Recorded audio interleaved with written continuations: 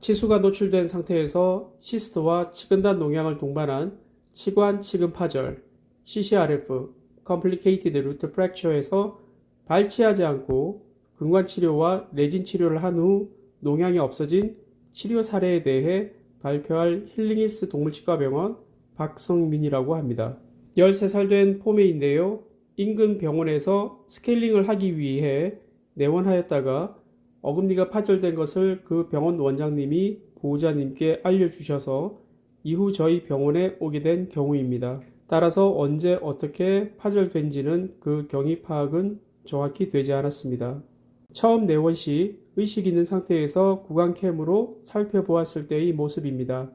PM4 208이 파절되어 있었는데요. 이 사진에서는 치수가 노출된지 아닌지는 알 수가 없는 상태였고 UCRF, Uncomplicated Crown Root Fracture인지 CCRF, Complicated Crown Root Fracture인지 겉으로 보는 구강캠에서는 정확히 알 수 없는 상태였습니다.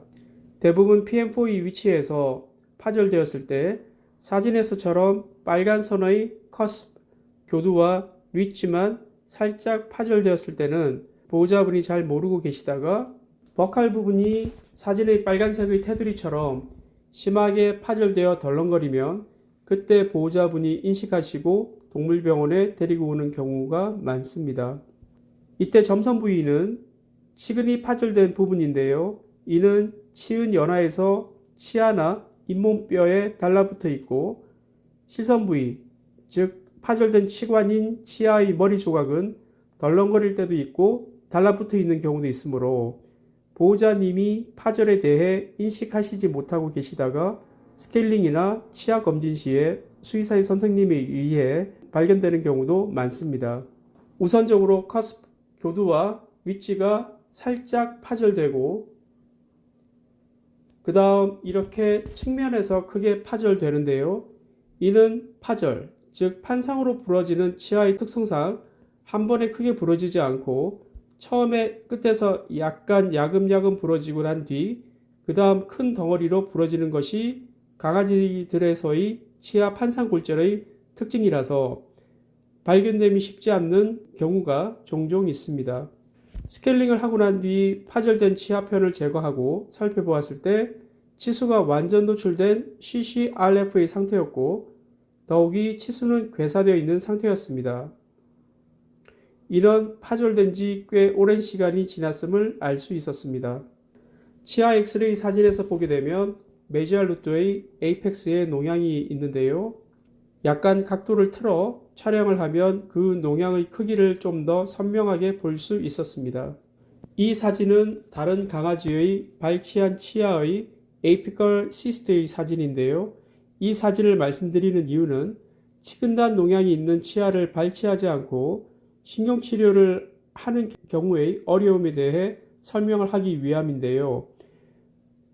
대부분 업세스에서는 이러한 치근단 낭종, 시스트가 존재합니다. 그것도 한 치근에 2개씩 매달려 있는 경우도 있을 정도로 거의 대부분 치근단 농양에서 염증으로 인해 생긴 낭종들이 매달려 있는데요. 발치를 하면 이렇듯 에이펙스에 매달려 나오기도 하지만 옆 치조골에 달라붙어 있기도 합니다. 만약 발치를 한 경우에는 발치뿐만 아니라 이러한 낭종들을 찾아서 제거를 해야지만 깔끔한 발치가 되겠지요. 여하튼 신경치료를 하여 치근단 농양을 치료를 하는 과정에서 이러한 시스트까지 치료가 되어야 하므로 어렵고 난이도가 있는 신경치료 과정들이 필요로 합니다. 다른 강아지의 발치한 치아의 치근 상태를 잠깐 설명해 드렸고요. 근관치료, 신경치료라고 하지요. 근관치료를 하고 레진치료가 끝난 모습입니다.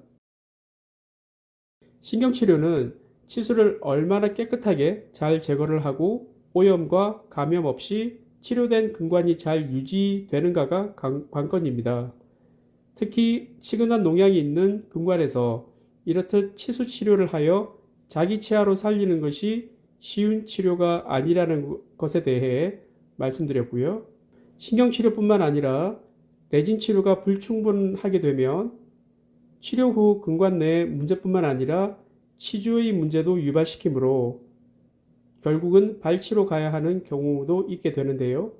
그만큼 단계마다 디테일을 요구하는 과정들이 필요로 합니다. 이러한 레진 치료를 하고 파절된 치아편이 매달려 있던 치주에 대해 치료를 합니다. 신경치료와 레진 치료가 끝난 당일 직후의 치아 엑스레이 사진입니다. 아직 농양은 그대로 있는 상태였고요. 치료 후 9개월 뒤 내원하였을 때 치아 외관의 모습입니다. 치주의 상태도 좋았고 레진의 유지 상태도 좋았습니다. 신경치료 후 9개월 뒤 치아 엑스레이 사진을 보게 되면 메지알 루트의 에이펙스에 있던 농양은 치료되어 없어졌습니다. 현재는 신경치료를 한 왼쪽으로 잘 씹어 먹는데요. 치료 전에는 왼쪽으로 씹지를 못하였습니다. 이유는 치수가 노출된 CCRF의 경우에 있어서 대부분 파절된 치아로 씹지를 못합니다. 이는 통증 때문인데요.